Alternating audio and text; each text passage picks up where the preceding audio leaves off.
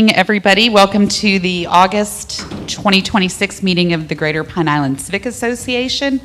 I'm Nadine Slimek. I'm the vice president of the board, and we're giving Chris a break tonight, so I'm going to be running the meeting.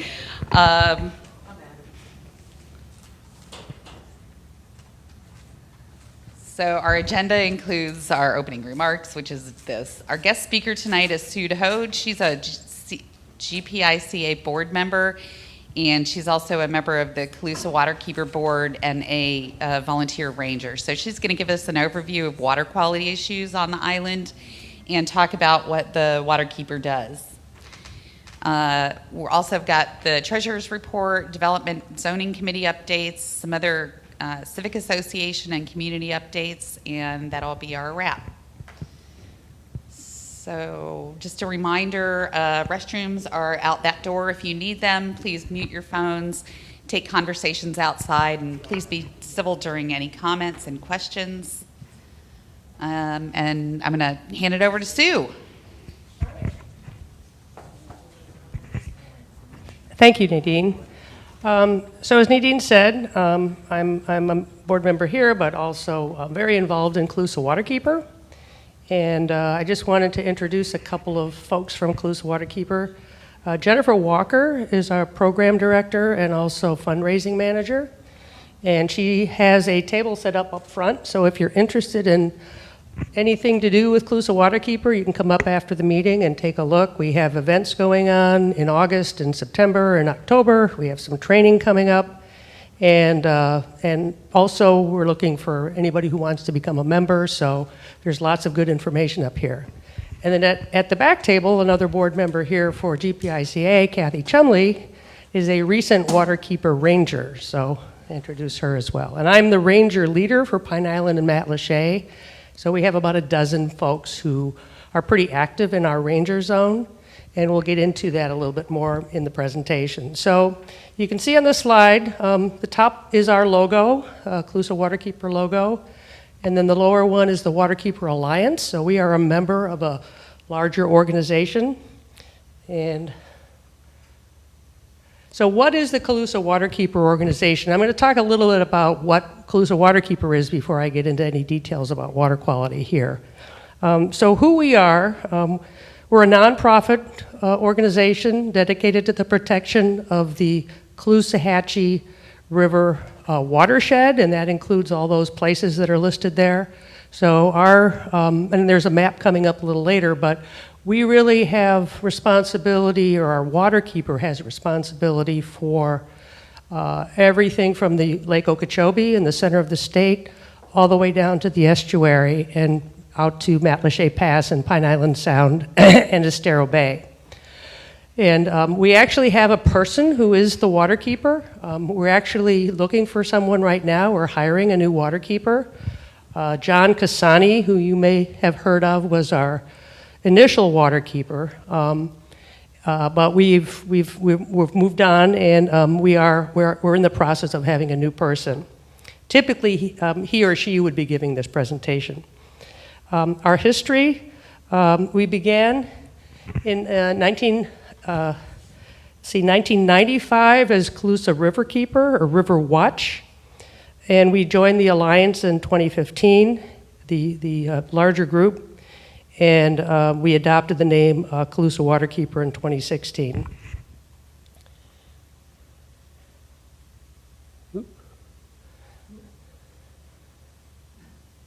It's not there.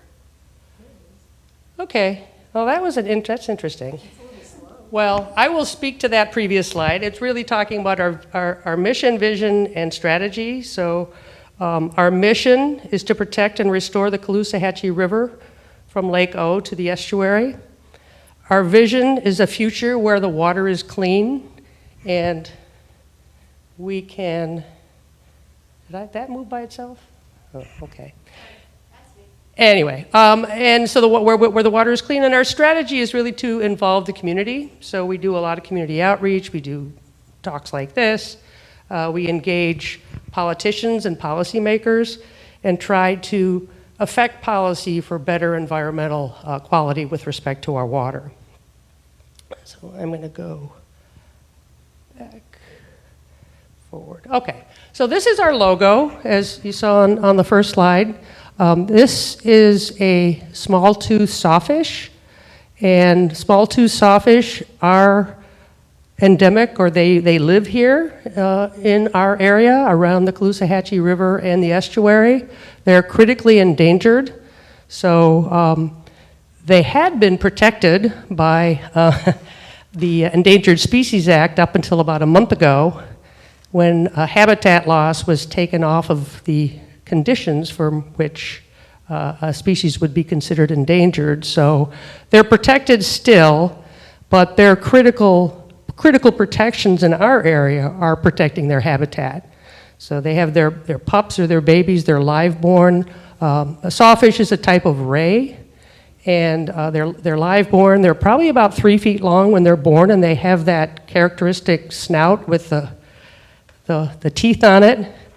And they stay in the shallow water. I know I saw a small juvenile down by where Ragged Ass used to be, where down in St. James City a couple of years ago. And so the babies or the young ones will stay and feed in the shallows. And that's the habitat that they like. The big ones will go out to deeper water, but they're like types of sharks or rays that eat stuff off the bottom. So they're using that snout to kind of dig up crabs and mollusks and things that they can eat off the bottom. All right. So the Waterkeeper Alliance, so for more than 25 years, the Alliance has operated across 6 continents, so it's international, and essentially each Waterkeeper member has a person who is their dedicated, sort of the steward of the watershed. And then, as in our case, we have quite a few volunteers. We have a ranger program, which is a little bit unique to some of the Florida Waterkeeper groups, but so we operate with a relatively small staff and a lot of volunteers. And we patrol, again, lots and lots of territory around the world as an alliance. So this is a map of the different Waterkeeper groups within Florida. You can see north of us in the Sarasota area, there's the Suncoast Waterkeeper, and to our south is a Collier Waterkeeper, and we're Calusa Waterkeeper. We're probably a kind of typical size group. I think we have 3 staff members. They're paid staff. And I don't know, Jen, how many volunteers and members we currently have, but you know, we probably have about 60 fairly active volunteers and rangers. About 300 members. And about 300 members. So we're kind of in the middle. I know Miami has roughly, I think, 20 staff, Miami Waterkeeper, so they're a much bigger organization. But we're all nonprofits, and we operate mainly to be the stewards of the watersheds. So this is a map showing our jurisdiction. As I mentioned, it's the Caloosahatchee watershed. So you can see the circle, the blue outline goes around Lake O. And a watershed is if a raindrop falls, the water will go toward the Caloosahatchee River. So it's sort of like the bowl that encompasses where the water goes within a certain region. So north of us, you know, the Manatee River and the Myakka River and the Peace River are all parts of different watersheds. And then you can see we go all the way out past Sanibel and into the ocean, actually. Our goals and objectives, we have multiple goals, but they're all kind of connected. We strive to improve the water in our jurisdiction, including the impacts on the river and the estuary systems, including habitat and marine life. We promote public education, so we do talks and try to educate people both through our ranger program and also through just general outreach about what's happening in our watershed. And some of our other programs will do that. We'll talk about that in a minute. We try to increase public awareness. So when there's something important going on in your neighborhood, we try to let you know. We study the effects of different commercial and agricultural changes on our water, and we do this by monitoring and working to sample those watersheds so that we can understand more scientifically what's going on. And then we observe and participate in the activities of public bodies, for example, city council meetings, Board of County Commissioner meetings, the sort of things that if we think we should advocate for a certain policy, we try to do that under those circumstances. So here are our major impact programs, and that's the show and tell here. We have a Ranger Academy where we do training. It's about I'll speak to the details of each one as we go forward. So we have a Ranger Academy. We do vertical oyster garden workshops where you can build your own oyster garden. We monitor the seagrass, and we just finished that up this week, both in Matlacha Pass area and Pine Island Sound. Once a month, we measure for bacteria, and we call the bacteria that we're looking for a fecal indicator bacteria. It's an indication of nasty water, polluted water, and it changes with the rains, it changes with the season, but we've had some pretty poor water quality around here around Pond Island. We also have developed, and this came through a ranger who actually invented this, something called an aerosolized toxin monitor, and we'll talk about that a little bit too. And then as I said, we do advocacy. So talking about our volunteer ranger program, so the ranger program, we try to do it twice a year. The last couple of years it's been in September, October, so we're coming up on another cycle. If you're interested, now is a good time to sign up. And what we do is we have 4 courses over about 10 hours of total contact time over 4 Saturdays. So the modules are shown. There's an orientation, which is usually a little shorter. That's just sort of an introduction to what Waterkeeper is and what we do. Then we have a section on pollution and monitoring. We have a section on advocacy, so how you go out into the community and speak to how you find out what to talk about, and then you speak to the different politicians or community leaders. And then the last is restoration, which has to do with when you have an impaired water body, how do you fix it, and what can we do to help improve that. And as I said, we have training set up. I think our first session is on September 10th, I believe. We have some flyers here if you want to know more about it. And you can register. We do charge $125 for the ranger training, which is a really good deal. So the orientation is on the 12th, and then the rest of the courses are through September and October. The next thing is our vertical oyster garden program, and I know we've had at least 2 on Pine Island and 1 in Matlacha. The Matlacha event was last month, or actually it was in June, end of June. And what we do is baby oysters like to attach to old oysters. So what we do is we have you, if you're in the class, make these, and this is a vertical oyster garden. So that's what it looks like. When you come to the workshop, we provide all the tools. So there's a block of wood, a bunch of oyster shells that we've gotten in good shape for you from restaurants. We got safety glasses and gloves. And what you do is you put an oyster on the block here and use this punch with the hammer to punch a hole in it. And then you string it like popcorn on this stainless steel piece of wire, and then you can hang it off your dock. And over time, oysters will come and colonize it. You get all kinds of interesting creatures on it. It becomes a little ecosystem with barnacles and oysters and fish and crabs and everything else. So that's one of our activities. We do these typically, we have 4 zones that are on the ocean, so you need salt water to have oysters grow, but you want it to be slightly fresh water as well.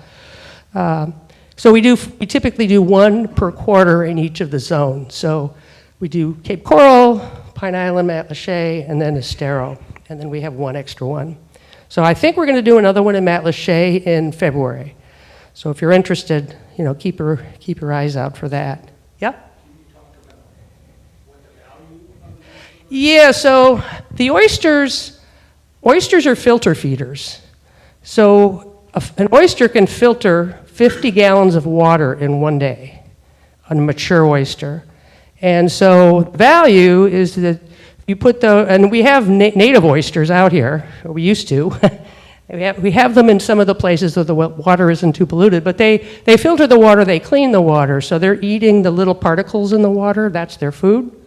And they're very good at cleaning water, so they're like a filter. They're basically, a biological filter for our water. And Steve just got a couple of them, so he's a brand new oyster gardener.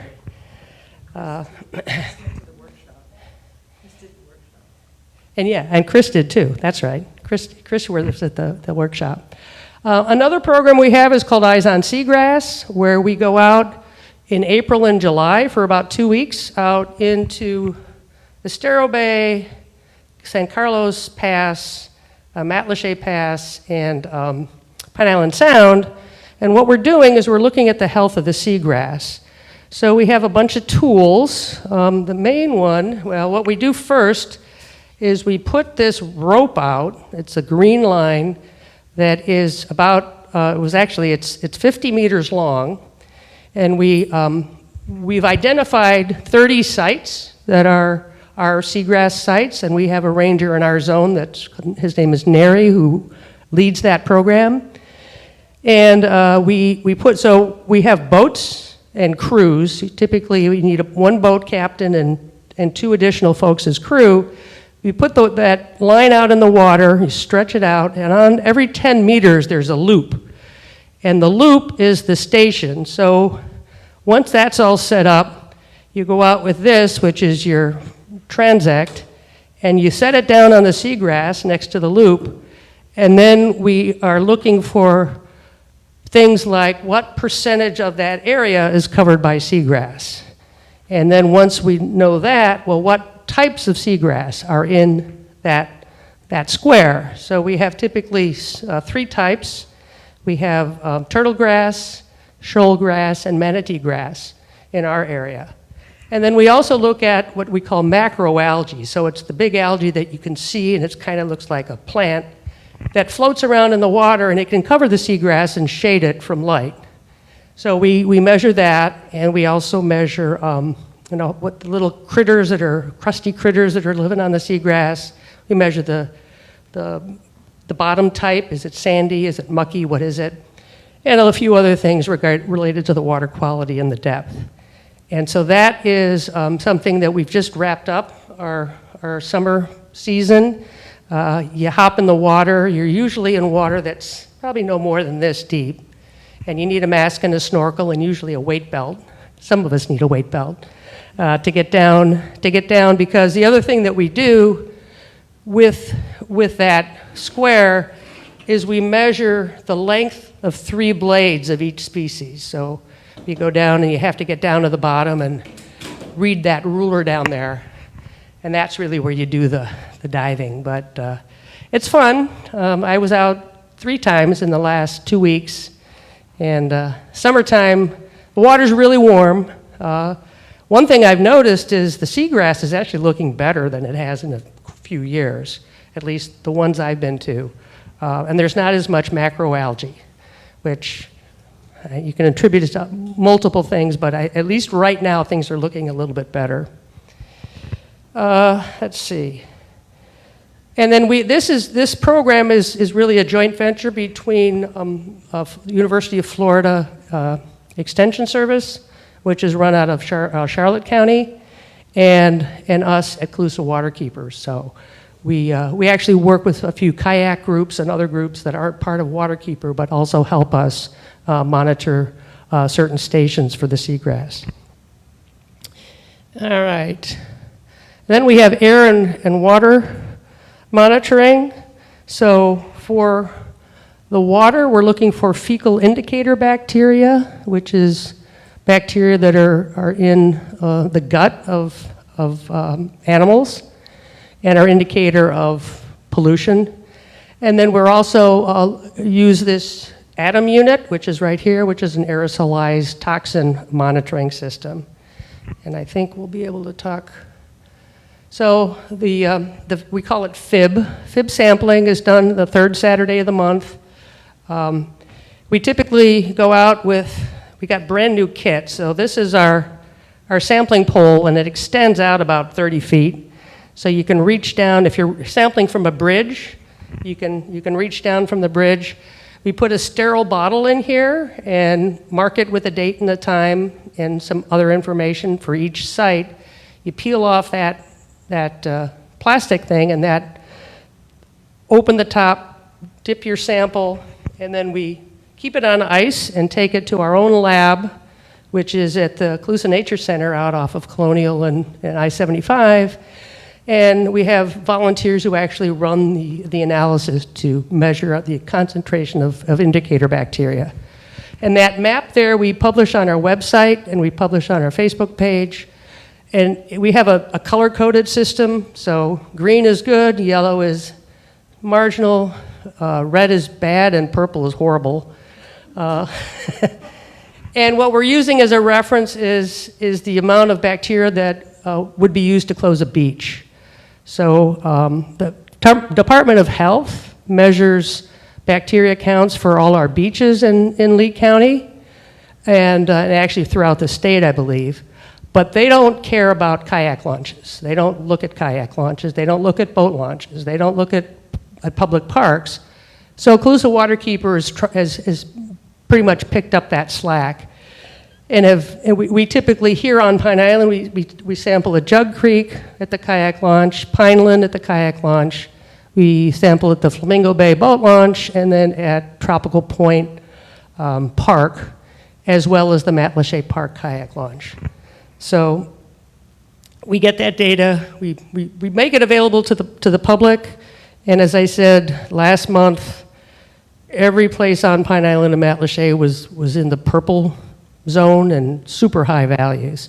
We had just had a rain, actually we sampled in the rain, and our theory is that, you know, during the drought all the yucks sort of sets in the dirt and on the land, but when it rains like crazy it all washes out into the water. So we're keeping an eye on it, and we're notifying people when there are issues, at least through our social media.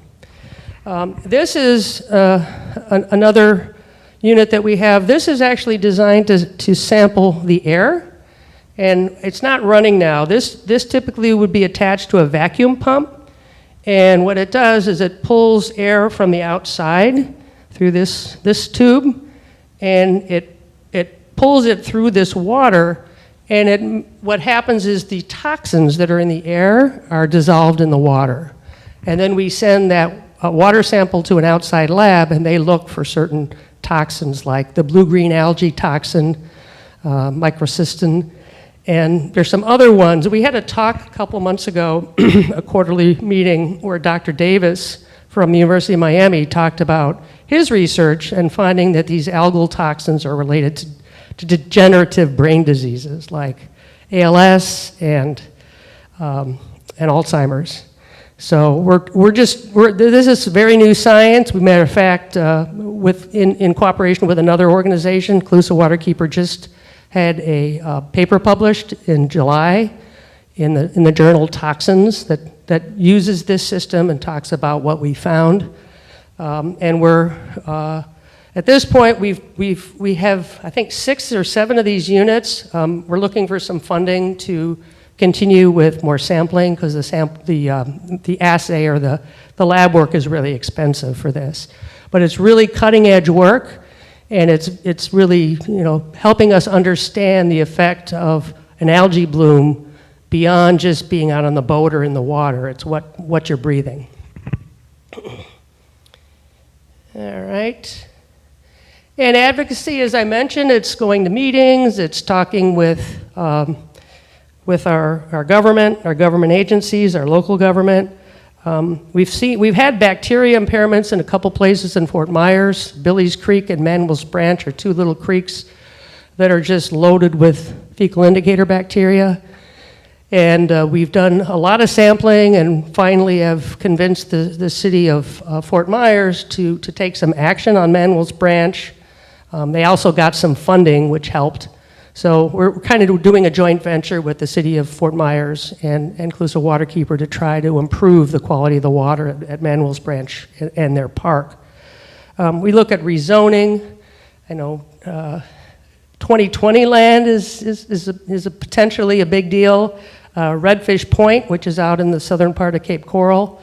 There was a huge amount of effort to try to prevent that from being developed, and that, so far, the developer has pulled out of buying that land, so that's a good thing.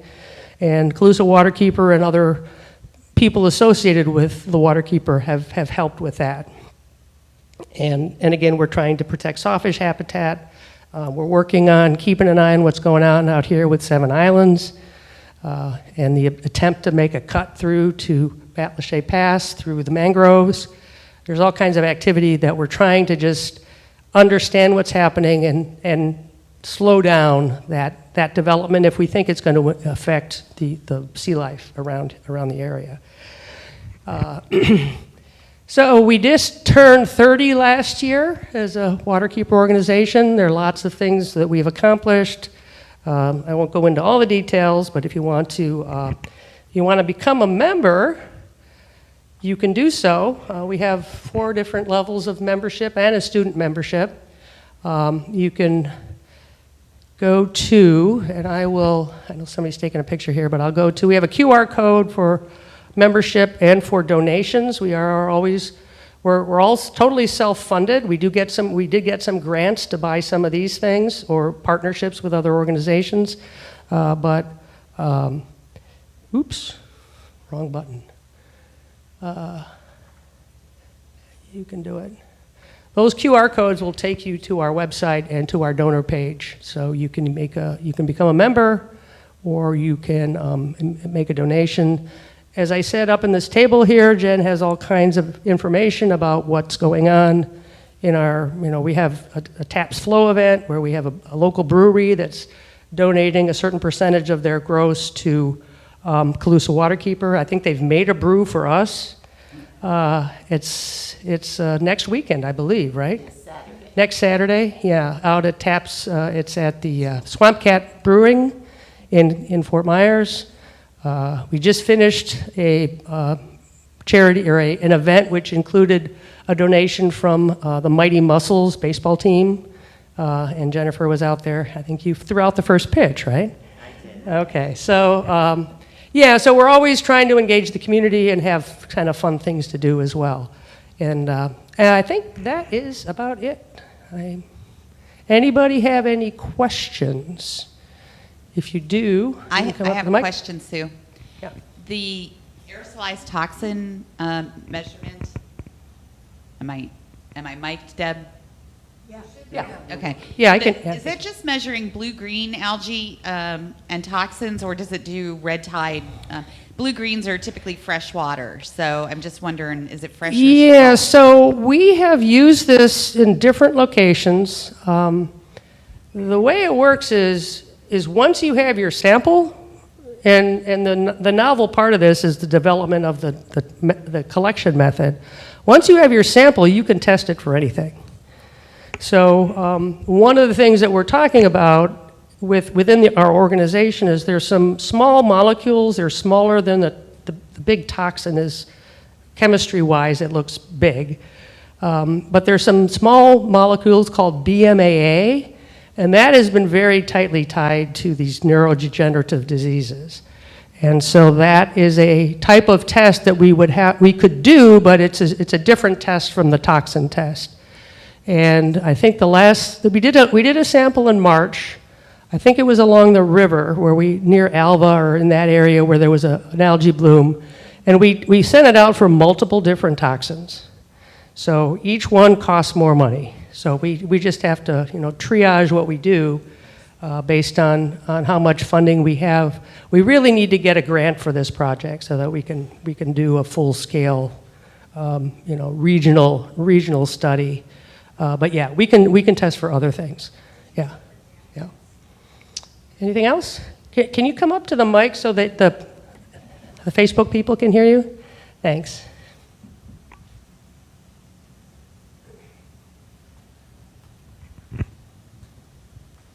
Hi, I'm Joan Rosenberg. In your fecal map, you said the recent ones, it was all purple, but do you remember, there were only 2 or 3 purple spots in that fecal On the chart. map that I showed? Yeah. Yeah, that's a see. different month. I think that's, what does it say? That's May? Yeah, May. That's May. So that Right. it looked, the Pineland kayak launch has been high now for 2.5 years. What is it? Pineland. Oh, pine. So we sample just north of the little parking lot. There's a pipe that comes out under the road. That's our sample location. And we have seen high counts there now for, like I say, 2.5 years. I would say 80% of the time it's in the red or the purple.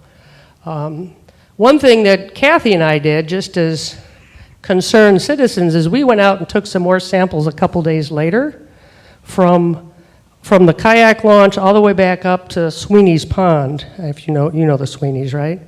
And the numbers were relatively high everywhere. Yeah, they were in either the red or the purple zone. So we're trying to figure out if that's, is it something like, I mean, this is just speculation, but, could it be related to the storm surge and getting all kinds of gunk washed into the land there, and then the drought where everything kind of just sat, and we had a big rain event, so it got all kind of washed out. But, and Tropical Point has been relatively good this year, but last month it was terrible. July it was terrible. So Matlacha Park has been in the green all year, and then last month it was terrible. So yeah, we think it might have been related to a big rain event where everything gets washed out and isn't diluted yet. So I thought I saw another question. Yeah.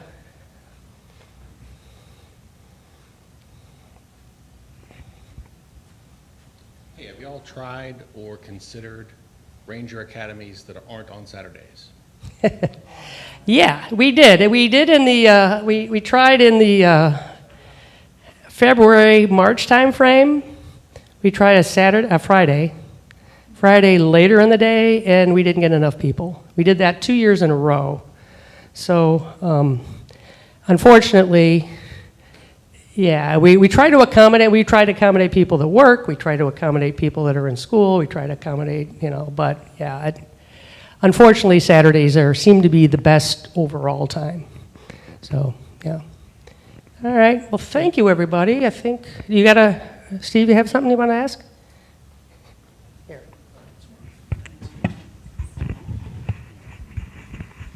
Well, my question is, all kinds of great work here.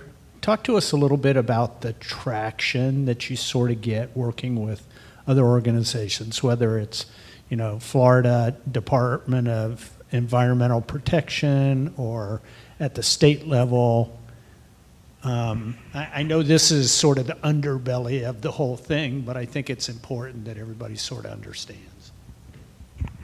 Yeah, so my experience, and I'll speak for myself. I'll take the waterkeeper hat off, because I've been here for 12 years, and I've been involved in water activities with multiple organizations. My experience is at the staff level at FDEP, and even I have not a lot of contact with FDOH. You get a real good response. You get cooperation, and they provide information. But the higher up you go in the organization, the more difficult it is to get things done. So, it's part of it is it's hard to get information. There's databases, but they're clunky and hard to find information. We have one of our members in our zone that's been following spills. So she gets an alert when there's a sewage spill reported anywhere in Lee. I think it was Lee, Charlotte, and Collier County. And she's been calling up the people at FDEP who are supposed to alert people. First of all, they're supposed to identify this spill and then alert people and take care of it. And she's gotten a lot of, kind of, I guess the bottom line is it appears that the staff people don't really understand their own procedures.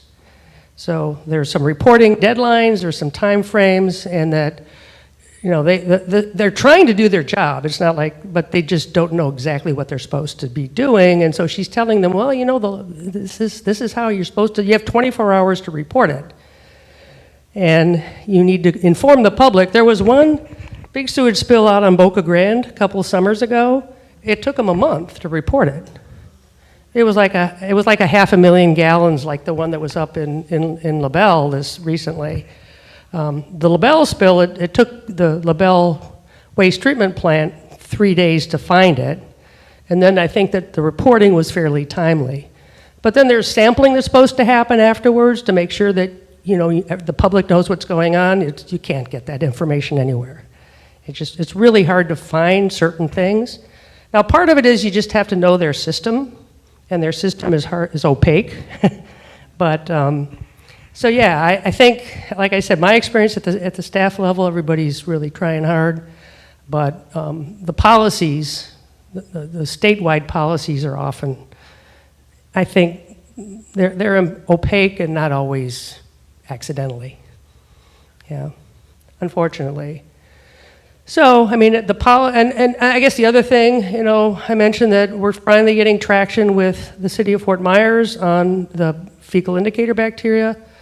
There was another creek that's partly in Lee County and partly in Fort Myers, and that's called Billy's Creek. It's had a problem also for years and years and years. We showed all kinds of data that it's very heavily contaminated with bacteria. And what ended up happening was the county pointed at the city pointed at the county, and they both said it's not our problem. And it became very difficult to get traction. So this Manuel's branch is 100% in Fort Myers, in the city. And they can't point at anybody else, and they've actually agreed to take some action. So yeah, it's difficult. It is difficult. So, and part of that for us is just being perseverant. It can get, especially when the federal laws are now getting more difficult. But, we keep at it. We keep at it. Because we all like to go out and fish and swim and be on the water and live on the water. And you don't want to be living on the water when it's unhealthy to live on the water, which has been the case for some people around, particularly in Matlacha. So, all right, any other questions? Well, thank you, everybody. Appreciate it.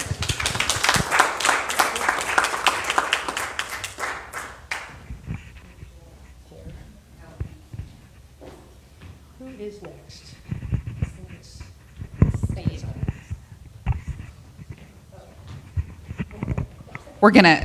We'll come back to the treasurer's report. And the development report. Oh, okay. Oh, there we go. Here you go.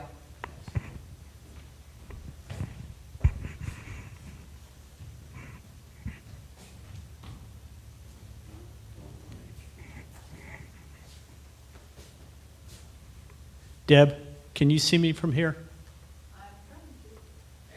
Okay, thanks.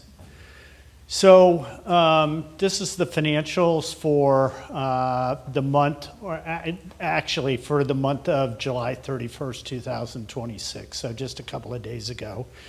We had income of $1,117 rounded off, and expenses of $300. We had the $100 that we normally pay to the church here for our meetings. And then, as you'll hear later, we sponsored a table at the League of Women Voters for a summit that's called Our Waters, Our Vote. So we had $300 worth of expenses. We had $1,117 worth of income for a net income for the month of July of $818 rounded off. On a year-to-date basis, so this is from December 31st through July 31st, We've had total income of a little over $4,100 roughly. You can see our interest income on our investment holdings running about $22,150, and then membership dues of $1,665, and then a donation. And you can see our expenses on a year-to-date basis. Obviously, in the month of June, we spent a fair amount of money in terms of the rebranding that we did in terms of our new logo.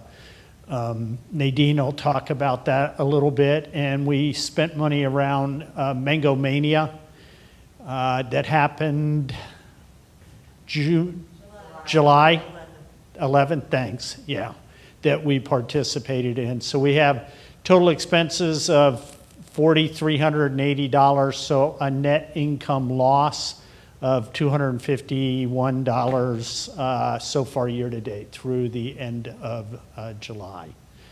Only real big expense, I guess, that we have upcoming through the remainder of the year is another insurance bill. We carry general liability, and we carry officers' liability insurance, and we paid the general liability of $849. So somewhere in September, I think we'll pay the other bill, which is around $550.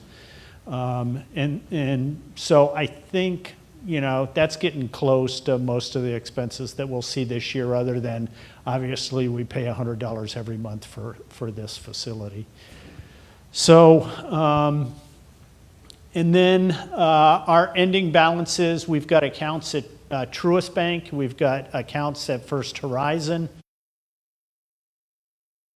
Add all of those accounts together, which is essentially cash, of a little over $19,000, though I had made a commitment to buy some treasury bills for $12,500. So it's, you know, just after the end of the month, next day or so, we'll pay for those, and our cash balance will essentially be around $7,500, if I'm not mistaken.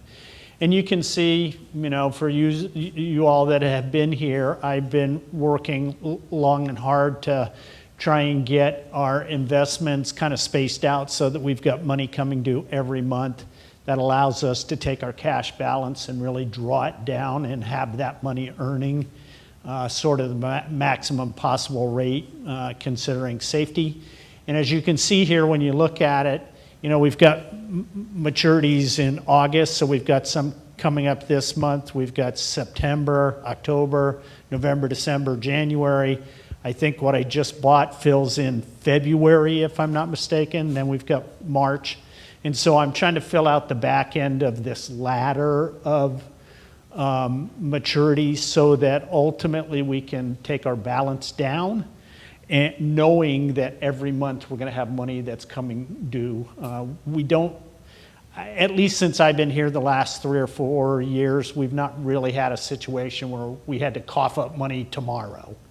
You know, we have to pay for something, and we have to pay for it, you know, in the next 30 days. And so as long as we have maturities coming up every month, we should be able to run our cash balance down quite a bit. So we'll probably, you know, as we get filling in some of these maturities, we'll probably take our cash balance down to maybe $4,000 or $5,000 from currently, you know, in the next couple of days, it'll be $7,500. So that's what that's the treasurer's report. Any questions? No? Okay. So I'll talk a little bit, you know, obviously the summer months, and a lot of people have been out, but I tried to get myself sort of up to date. We have a group of people that just kind of keep an eye on the island and figure out, you know, what developments might be coming up and what zoning issues might be coming up as well. As if you've been here at all, you know that some of these projects that obviously are going through the county sort of sneak up on us because information gets withheld. It doesn't get posted on a timely basis. You know, they don't call me and say, hey, somebody's considering a project, you know, down the street from you. You end up having to go to the county's website, and you have to run a set of reports that says, here's all the applications that were filed, here's the ones that we're considering, this is where they are in the process. They're supposed to be providing documentation sort of all along the way, but that it doesn't always happen that way. So, you know, it's just hunt, and try and gather as much information as you can. And so I just try and fill the membership in each month on sort of the new incremental things that have happened. And as you well know, we started this in November of last year, and we had an awful lot of projects that we're sort of tracking. And we attended a number of meetings. I was really active in the cell phone tower issue up in Bokeelia. But a lot of those things have gone through. They've been approved, you know, despite, you know, our objections in some cases. And so we've got another batch of development issues, probably smaller and a little less complex than I think we faced earlier in the year. So the first one is Bokeelia Point. If you've spent any time up at the top of the island, you've sort of seen what's going on up there. It's 54 units, if I'm not mistaken, that are going to be sort of multi-level. I think that's a pretty good representation. A lot of the stuff you can see on Facebook, you know, you see little parts of it. We're obviously trying to get in the intricacies of what the county's letting them, and I'll just say this, get away with. Whether it's, you know, by code or it's not by code. And so, you know, we're always trying to ask questions and find out more and why the county decided to let them do what they end up doing. So 54 units, they're going to have 80 boat slips on the back side, not on the Charlotte County side, but on the back side. And, you know, I keep hearing, and I don't know whether they have to ultimately file with the county for this, but there's some talk about rebuilding Captain Cons. So, and they may just be able to do that because it was there before and they're going to rebuild. I don't know, but there's some discussion. There was also discussion that they wanted to have a dock going out into the ocean, and they wanted to put a restaurant out on the dock. I guess the county wouldn't let them do that. So if you haven't been down there, you should go down there. There's a lot of activity going on down there. Pine Island Open Storage. So this is a project for a number of months ago. This was a project that came, they talked to us about a storage project. It's kind of between the water, Pine Island Water, and let's say the 7-Eleven, if I'm not mistaken. And they went through, you know, getting a development order for that so that they could put in surface storage. And they got zoned commercially. And then Betsy Parkway came in and is going to be putting up 250,000 square feet of parking, that, you know, storage, if I'm not mistaken. That'll be behind the old Bank of America building. I don't know if you know where that is. There's a dermatology building right there. So it's going to be back there. It'll be off of Pine Island Road, if I'm not mistaken. As it turns out, this property is now up for sale.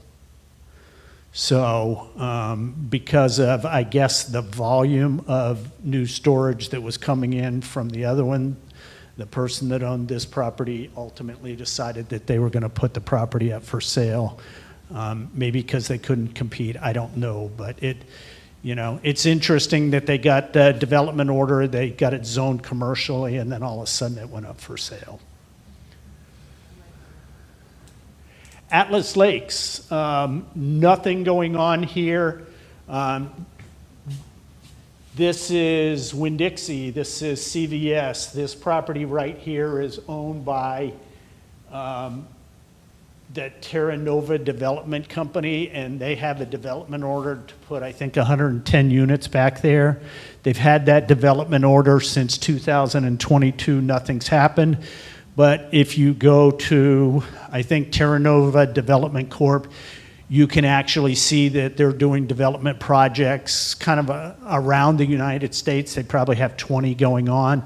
They actually showed this as a site to be developed, if I'm not mistaken. I drive back down there periodically and just kind of look behind the laundromat to see if anything's going on back there, but nothing seems to be happening. Betsy Parkway, I talked about this. This is moving forward. There's like I said, this is the subject property. This is essentially right behind or right next to the Pine Island Water and right behind the dermatology building there. And they're putting a lot of, it's commercial / open storage, if I'm not mistaken. Pretty sizable. It won't be seen, so that's a good thing. It's not like, it's going to be at the front of Pine Island Road, and so that's what you're going to see as sort of the gateway to Pine Island. I don't know how many people have seen this. Somebody just sent this to me the other day. This is over by Pineland Marina, if I'm not mistaken. There's nothing that has been filed, nothing that I can see. I just printed all the documents today. But this is what tends to happen is, and we've seen this happen with that Atlas Projects, they actually will advertise that it's coming, but they will have not done anything, maybe conceptually in their mind, maybe they're talking to an engineer, whatever the case might be, but they haven't filed anything with the county at all. But it's coming. These are the same people who run the food truck that's now at Pineland Marina or Safety Harbor Marina, whatever you want to call it. And I believe they also are the co-owners of the other restaurant that we had a public information session on a few months ago, Castaway, at the, like right as you're coming on the island right before Matlacha. Oh, okay. See, So- I did not know that association. Yeah. And you're sure of that association? I That- live in the neighborhood, so. Okay. Yeah. Okay, but to Castaway and that group. I don't remember the name Castaway, but I'll take your word for that. Yeah. Yeah. Yeah. Yeah, That's them? that's them. Oh, The food, right, and I've Okay. heard the food truck people have been talking about it, so it's definitely connected. okay. And then up popped just recently, I guess it was in late June, and I'm sorry that you can't, maybe it's just, Formatting I on that. I don't know what happened to the formatting exactly, but I'll just tell you basically what's going on. The big trend in Pine Island and St. James City is for all of our restaurants to request what's called a COP, which is consumption on premises. So, they have a bar. Think of the Eagle's Nest. You can go inside, you can sit down. Now they want to sell alcohol outside. And so they've asked for a COP designation, but Jug Creek has asked for that. Fuzzy's has asked for that. Raggedy Ass Saloon has asked for that. I mean, you just keep going because everybody's going the same way, which is let's put music outside, let's serve alcohol and food outside, and, we'll attract people to show up at 4 o'clock in the afternoon, which is, that's absolutely fine in and of itself. My issue is when Kickstands decides to do that, there's parking everywhere. And I get that this is Pine Island, but, there is a responsibility of people that are like Truist. People are parking at Truist to go over to, kickstands to listen to music, and Truist has, I'm shocked that they're just not towing people away. Now, maybe everybody's just friends here, but all it's going to take is something to happen, and everybody's going to, seize up a bit over issues like this. Or, as we have with Jug Creek, we have friends of the Greater Pine Island Civic Association who couldn't fight Jug Creek and their music at night, and they sold their property. I mean, to me, that's just, I don't understand it. I don't understand it at all. So at any rate, thank you. Now it looks like it's fixed. You can read it. So consumption on premises is one thing, and they're also looking for a special exception to allow food truck. So they've got that big Smoky Joe truck that's on there, and now they're going to ask if it's okay to use it, which is classic because, they built that tiki hut and they never got a permit for it. In the county, you might notice that nothing really happens under there because the county told them they couldn't use it until they got a permit. And so, that's one of the things that goes on Pine Island. And I've looked at this. So code enforcement, I see all the code complaints that happen. There are 73 code complaints every month on Pine Island, 73. And that's mostly people that just decide to do stuff without a permit. And I get the other side of it. I've heard it too, and I'm fighting that myself right now. I'm trying to get a permit, and it's turned into a thing. And it takes forever.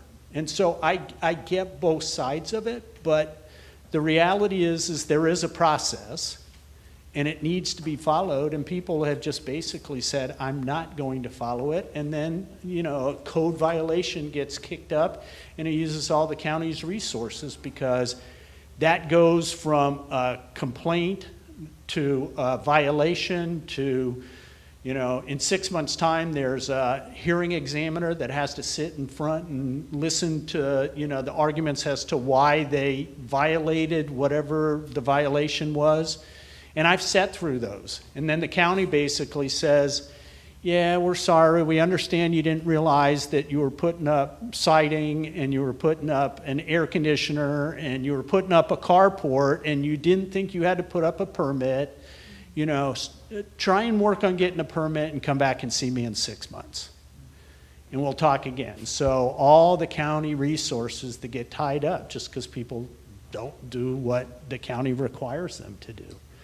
So at any rate, this is up eventually. I'm suspecting that there will be a public information session on this, and then it will probably go to a hearing examiner somewhere down the line. So that's coming. And I guess I would just say, some people are going to look at this and say, fantastic, and it is. In and of itself, if you'll just do it the way it's supposed to be done, I think it's all good. Castaway Bar and Grill, we were just talking about this, so maybe this is hard to understand. Let's see, right about here is going to be Maselli's, and this is the corner. This site right here was where Manhattan, the people who fixed the little bridge, where they kept all their equipment. So most people are probably going to know where the big cranes were and, the culverts and all of those things.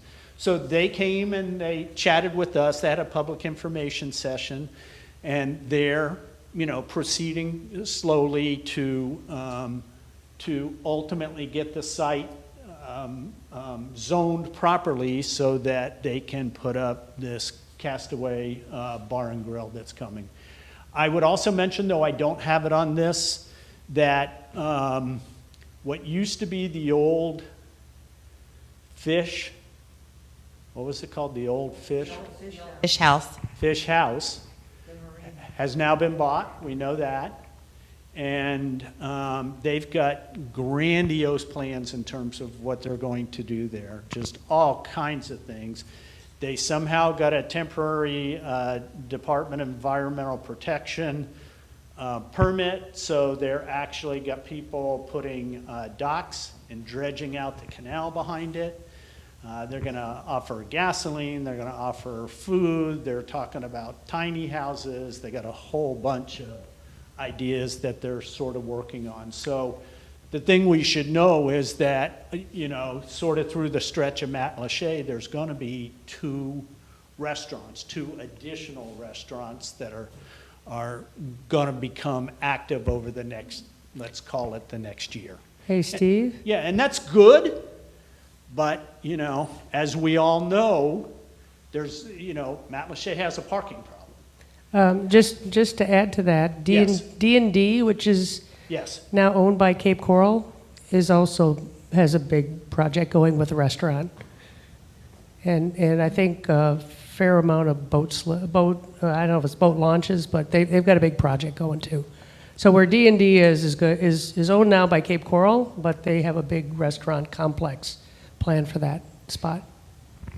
but, okay, well, and that's interesting, and maybe it comes through, because as I do my work and try and filter getting reports out, you know, I'm looking at unincorporated areas, and I'm also looking at Pine Island. So depending on what report you're looking at, sometimes you can go in and say, you know, give me the applications for residential permits for Pine Island.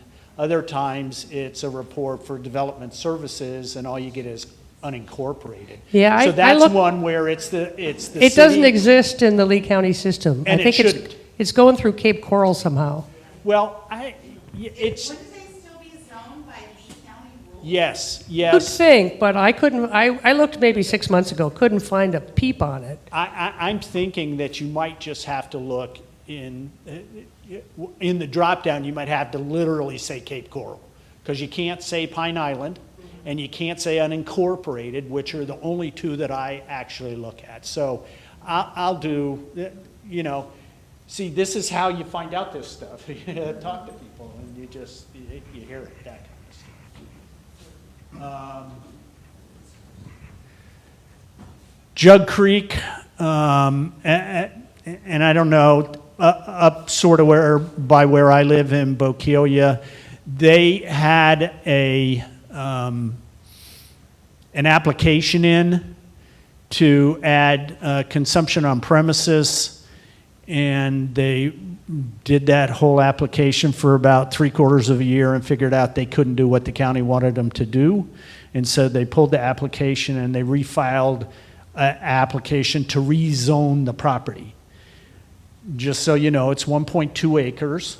And, you know, as I said, there's a lot of music that comes out of there. The residents, the neighbors around there are not very happy with them. But they continue to push forward to try and really turn that into, you know, a restaurant, sort of bar, outdoor activity. It's a great place to go. But again, I said this to somebody today, you just got to learn to be good neighbors. And so far, that's not been the case. Very belligerent and you know, eventually, I've seen some changes that maybe are going to make it a little more palatable, but their whole idea is to really change it into a restaurant and bar that sells gas, as opposed to what it used to be before the Williamson brothers bought it, which was a gas and fishing facility that sold sandwiches. So it's sort of completely reversed. So are they zoned currently for what they're doing right now? Because they serve alcohol and food and it's all outdoors. They're using a catering permit from Fort Myers to sell food. Yeah, and alcohol. Yes. So no, they're not. But it's a story for offline. And I'd be happy to talk to you more about it.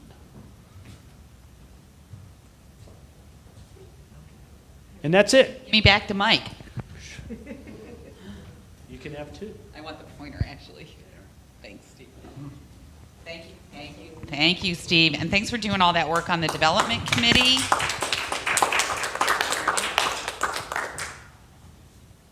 So some things got a little goofy here.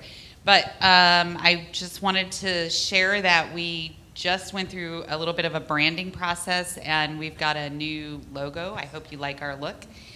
Nancy Kuski did it for us. She's a great Islander and a great designer we've got here. So we have a new look. We're so excited. It's our first logo ever. So there you go. And that takes us into some other changes that we're working through. We're creating a new community outreach and membership committee. What our goal is, we want to develop new ideas and conduct activities to increase membership and really get people engaged with the organization. We should have a lot more people at our meeting here tonight, and we want people to get involved. We all live on the island because we love it and we love the environment and we want to protect it, and we need people to get involved and get excited about doing that. So Kathy Chumley back here is our membership person, and she's going to head that committee up for us. The other committee we're creating is a new environmental committee, and of course, who else should lead that but Sue? And she's going to, work on ways we can help make our water quality, if nothing else, our environment out here on the island better. Obviously, you guys all know Steve, who's been doing a huge job on the development committee, and they've been a watchdog for proposed developments. I mean, I think before Steve started really getting involved in that, we had no clue really unless somebody knocked on our door and said, hey, we want to have a public information session. So we're at least getting a little bit more ahead of the curve than we had been. But the biggest thing I wanted to mention is that we need everybody to get involved. I know there's not a ton of you in here tonight, but we're hoping people will see this live stream on Facebook and get in touch with us. Just email us at info@gpica.org, and I'm sure we can find a place for you to help. And then we already did that. And then here's the other community. Chris, do you want to talk about this one since you were at the meeting today? Sure. I attended the commissioner meeting this morning, and these purchases were on the agenda for approval, and I'm happy to report that they were approved with actually no hesitation. It went very well. So I was there, and Cheryl from Calusa Land Trust was there, and we both basically just spoke to convey our appreciation of the commissioners pushing this through. I wanted to say we don't get many wins, so thank you for this one, but I didn't quite say that. But yes, it went very well, and obviously everybody's very happy about that. Big shout out to Calusa Land Trust and Bob Ballard. He had been working with the property owner for a long time, many years, in order to convince them to put their property up. So Bob's not here tonight, they're out of town, but thanks, Bob. Yeah, 9 years. That's perseverance, Yes. right?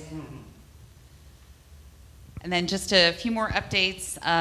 Our Adopt-A-Road, we're on hiatus for the summer because it's so hot out. Our next date is Wednesday, October 7th, 9 a.m., meet at the post office, and then obviously no cleanup until October. We have set the date tentatively for our tree giveaway. Our next one, we're going to do slash pines next year. It was shocking I was able to get them. They hadn't sold out yet. So the giveaway will either take place on Saturday or Sunday over Valentine's Day weekend. Just depends on when I can pick the trees up. And then Chris is going to talk about the Civic Association in Matlacha and a couple of other things. So last week I was at their meeting, and there's 4 new homes that are approved along Pine Island Road in Matlacha. 2 are actually refurbishes and 2 are new builds.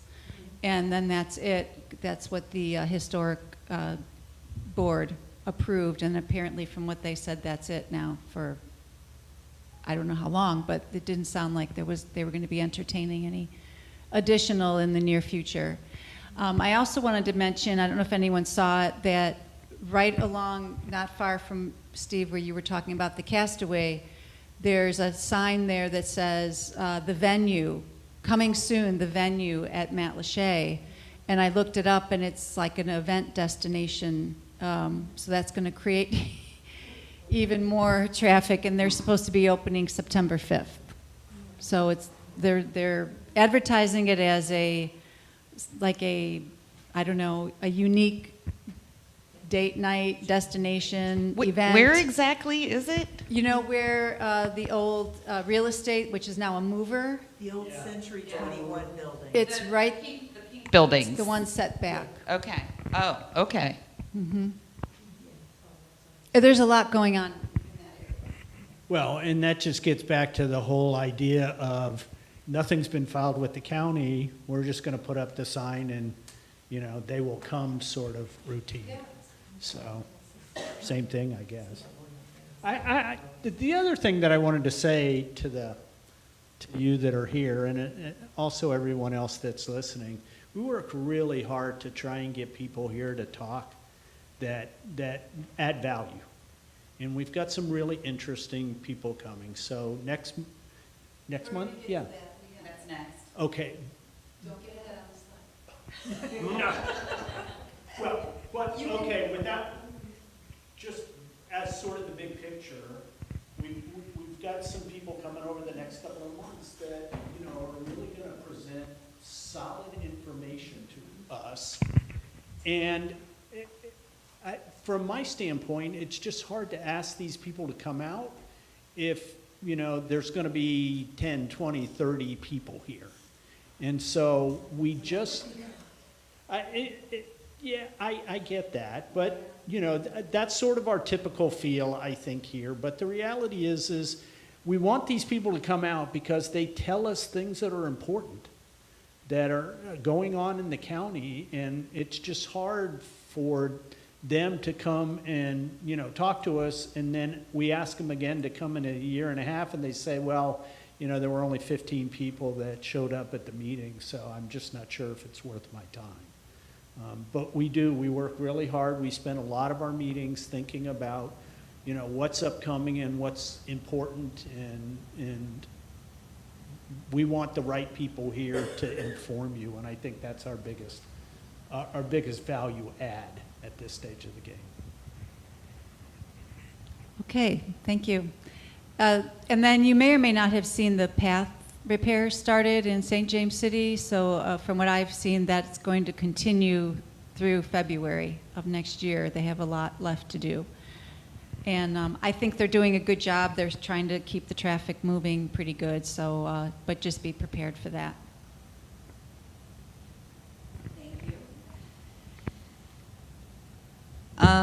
Sue, can you talk about this, please?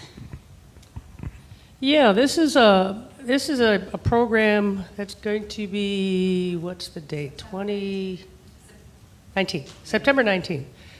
So the purpose of this meeting, it's a panel discussion.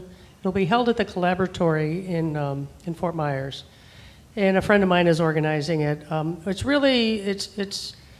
It's to talk about some of the environmental law-related issues that we have here in Florida. Royal Gardner is a professor at Stetson University. He's in the law department. He's the reason that this was chosen as a topic.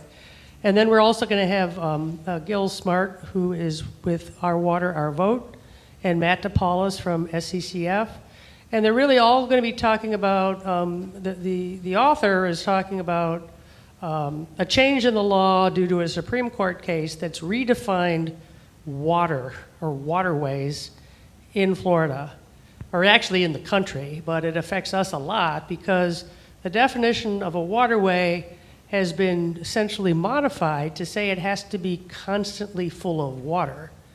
So a place like a wetland that dries up in the winter, or all these little streams that aren't as active in the dry season are no longer considered waterways and then no longer have protection under the Clean Water Act.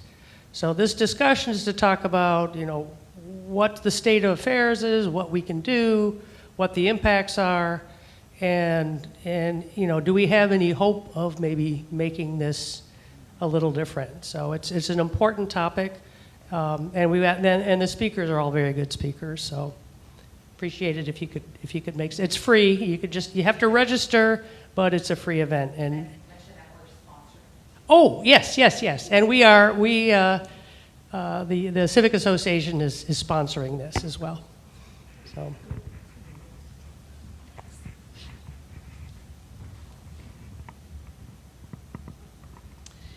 And that just takes us to closing remarks. Here's our next meeting is September 1st. Kevin Carnes, Lee County Clerk of Circuit Court, will be our speaker. So he's got a lot of, he's got the sand dollar. What other topics, Steve? He's going to be talking about property, protecting your property. Property fraud alert. Fraud. I don't know how many of you are familiar with that, but they've got a great program that's set up where somebody tries to go in and re-record thank you. You know, does anything against the deed of your property, you get an alert, and it comes straight to your email. So we're talking about putting up a fence on one of the pieces of property that we own, and when the permit got issued, I got something that said, hey, something's going on. Is it legit? And so that's one. They have a number of really nice programs, I think, where it will be worth your time to come out and listen to it. And then in October, we're hoping for a big crowd at that. We're going to have speakers focused on two of the major ballot measures that you'll be voting on this November. One is the homestead tax exemption change, and the other is moving Lee County from at-large district commission elections to single-member districts. So we've got a speaker lined up who's a political scientist and has been pretty well known around Southwest Florida for several years. And so I think we're also going to try to get the property appraiser to come and talk about that issue as well. And then November, we're still working on our speaker, but I just want to make note that we've changed the date. We usually meet on the first Tuesday of every month. However, that coincides with Election Day, so we're going to push it back a week. And then December, our speaker is TBA. So watch our emails for more information and for speaker updates and other community news that we try to share. And don't forget to volunteer for one of our new committees. So at that, if there are no questions, comments. I have a question, but I'm backtracking slightly. That's okay. Come on up to the mic, though, so the people online can hear your question.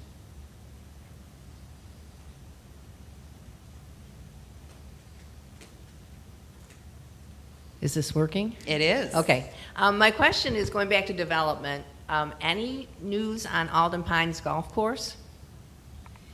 In terms of, Any updates? I mean, it has sold, and they are on the course. I'm saying this because I live there. Yeah, they're Yeah, we redoing live the there. back nine. We're on 17. Okay. And we see the activity, right next but door we to me? don't hear anything. They have a Facebook page that I would suggest you follow. It's Gator in the Rough if you haven't yet. Okay. So take a look at that. I looked at it maybe a week or two ago, and they hadn't had any new updates on it. Okay. So we wondered. We try to track them down when they're out there, but right now they just seem to be working on getting rid of the invasive plants. yeah, it seems like, and they were Cleaning working on things the up. pump house for Pump the house. Yeah. So I don't know. I'll try to check in with them. I know our little HOA there has been in touch with them, so maybe we can get Yeah. a better update and send it out through our e-newsletter.